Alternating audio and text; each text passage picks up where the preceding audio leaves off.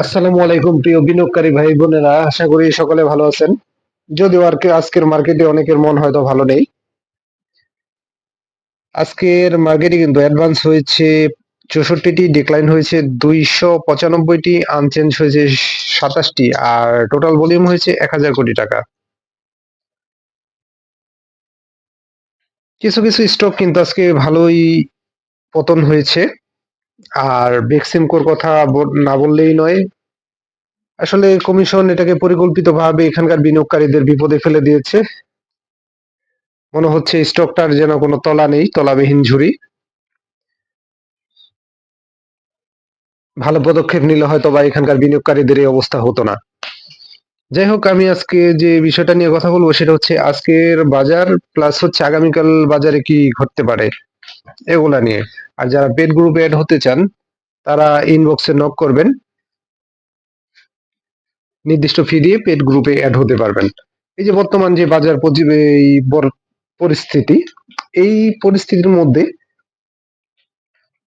আপনারা অনেকেই হয়তো সিদ্ধান্তহীনতায় ভুগতেছেন। তবে যদি আপনারা কোনো অ্যানালিস্টের আন্ডারে বা পেড গ্রুপে অ্যাড থাকতেন, অ্যানালিস্টের আন্ডারে থাকতেন, অবশ্যই তার সাথে একটা বোঝাপড়া করে একটা ডিসিশন নিতে পারতেন। এই জন্য পেড গ্রুপে আসলে অ্যাড হওয়া দরকার। যাই হোক, আজকে যে মার্কেটটা গেল, এর দুদিন আগে কিন্তু কমিশন একটা লিস্ট বন্ধ কোম্পানি এবং ঝুঁকিপূর্ণ কোম্পানিগুলোর যে একটা তালিকা দিয়েছিল, মূলত এইটা বাজারের পতনের জন্য ভূমিকা রেখেছে। যদিও বাজার যেহেতু বিগত কয়েক মাস যাবৎ একটা আপ ট্রেন্ড কন্টিনিউ করেছে, তবে তার মধ্যে একটা কারেকশন দিতেই পারে। আর আমি কিন্তু গত দুইটা ভিডিওতে কিন্তু আমি বলেছিলাম যে মার্কেটের আরএসআইটা ইন্ডেক্সের বেড়ে গেছে, ছোট মোটো কারেকশন দিতে পারে।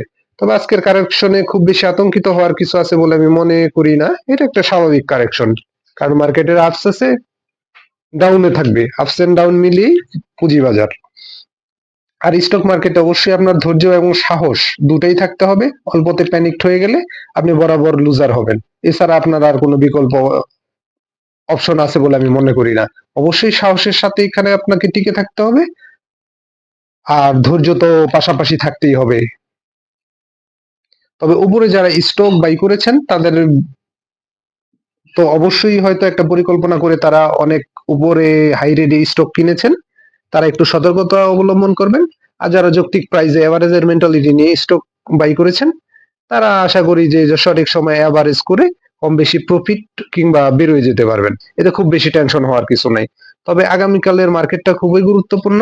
আগামীকালে যারা এন্ট্রি নিয়ে কথা ভাবতেছেন, এন্ট্রি নেওয়ার ক্ষেত্রে সতর্কতা অবলম্বন করবেন। দিন শেষে বুঝে শুনে যে কোনো স্টকে এন্ট্রি নিতে পারেন। আরেকটা বিষয় হচ্ছে, মার্কেট ডাউন ট্রেন্ডে যাবে মানে একটা কারেকশন দিবে, একটা কারেকশন দিলে মার্কেট একটা সম্ভাবনা তৈরি হবে। যারা ভালো ট্রেডার তারা কিন্তু কখনো প্রফিট নিয়ে বসে থাকে না। প্রফিট হলে টেক করে টাকা ক্যাশ করে বসে থাকে। এই যে আপনারা যারা এখন আতঙ্কগ্রস্ত, আর তারা হচ্ছে সুযোগ খোঁজার চেষ্টা করতেছে কোন স্টক গুলাতে নতুন করে এন্ট্রি নেওয়া যায়। প্রফিট হলে অবশ্যই প্রফিট টেক করবেন, প্রফিট রেখে দেওয়ার মতো কিছু নাই। আপনার কাছে যদি ক্যাশ টাকা থাকে, সেক্ষেত্রে যখন মার্কেট কারেকশনে যায় তখন আপনি আবার নতুন করে এন্ট্রি নিতে পারেন, আপনার জন্য একটা সুযোগ তৈরি হয়। তবে আগামীকালের মার্কেটটা অনেকের জন্য সুযোগ তৈরি করবে। আর যারাই এন্ট্রি নিবেন ট্রেডার ভাইদের বলবো অবশ্যই মার্কেটটা দেখে ইন্ডেক্সের উপর খেয়াল রেখে তারপরে এন্ট্রি নেওয়ার চেষ্টা করবেন। অবশ্যই পরিকল্পনা, যে কোনো স্টক বাই করার ক্ষেত্রে অবশ্যই আপনাদের একটা ভালো পরিকল্পনা থাকা উচিত। এলোমেলো টাইপের অগোছালো কোনো কিছুই ভালো রেজাল্ট দেয় না। একটা স্টকের ক্ষেত্রে অবশ্যই আপনাদের পরিকল্পনা করে এন্ট্রি নেওয়া ভালো হবে। আর যেহেতু আজকের মার্কেটটা একটা ছোট কারেকশন দিয়েছে, আগামীকালের মার্কেটও যদি কারেকশন দেয় এটা স্বাভাবিক। এতে খুব বেশি প্যানিকড হয়ে আপনারা যারা যৌক্তিক প্রাইসে স্টক বাই করেছেন, খুব বেশি প্যানিকড হয়ে স্টক সেল দেওয়ার মতো কিছু নাই।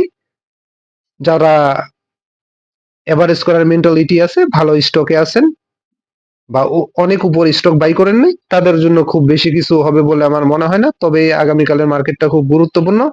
এটার উপরে ডিপেন্ড করবে যে আসলে মার্কেট এখন কি হবে। এটা কি কারেকশন, নাকি কারেকশন কি দু একদিন কন্টিনিউ করবে, নাকি এখানেই শেষ। তবে আপস এন্ড ডাউন এটা একটা স্বাভাবিক চিত্র। এতে খুব বেশি প্যানিকড হয়ে নিজের হাতে থাকা স্টকটা যদি আপনি যৌক্তিক প্রাইসে কিনে থাকেন তবে সেল করার কিছু নাই। স্টক মার্কেটে অবশ্যই আপনাকে ধৈর্যের পরিচয় দিতে হবে এবং সাহসের পরিচয় দিতে হবে। অল্পতে প্যানিকড হলে আপনি বারবার লুজার হবেন। আর একটা কারেকশনই নতুন সম্ভাবনা তৈরি করে। যার আপস আছে তার ডাউন আছে, যার ডাউন আছে তার আপস আছে। এতে খুব বেশি আতঙ্কিত হওয়ার কিছু নেই। ধন্যবাদ, ভালো থাকেন, নিজের পুঁজিকে নিরাপদে রাখেন। আগামীকাল মার্কেটে সতর্কতা অবলম্বন করে দেখে শুনে বাই সেল করুন। আমি কাউকে বাই সেল করে নির্দেশ করি না, বাই সেল নিজ দায়িত্ব করবেন। ধন্যবাদ।